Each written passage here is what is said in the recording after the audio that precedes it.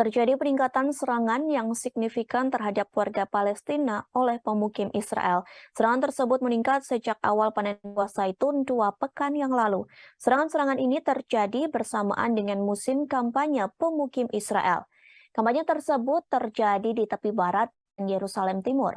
Seorang politisi Palestina, Mustafa Barghouti, menyerukan otoritas untuk segera bertindak. Dia mengatakan tidak mungkin menghentikan pemukiman Israel. Selain itu, dia mengatakan warga selalu berupaya melakukan segala bentuk perlawanan, namun hal tersebut tidak bisa menghalau serangan dari serangan pemukim. Sumber-sumber Palestina mengatakan tentara Israel menyerang pemetik zaitun di dekat kota Tulkam di tepi barat utara. Kepala Kolonisasi dan Perlawanan Tembok, Muayyad Saban, mengatakan dirinya dipukuli dan disemprot gas air mata.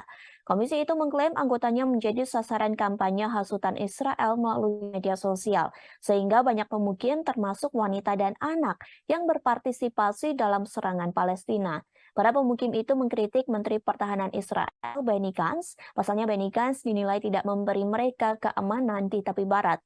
Alih-alih melindungi, Benny Gantz meminta para pemilih untuk tidak memilihnya kembali. Sementara serangan yang baru terjadi disebut sebagai aksi yang mengerikan dan menakutkan. Hal tersebut disampaikan oleh seorang relawan untuk hak asasi manusia, Monica Daus. Disebutkan serangan tersebut terjadi di siang hari, bahkan mereka menembaki orang tanpa rasa takut dan ragu. Namun para pemukim tidak berani menyerang tanpa adanya perlindungan.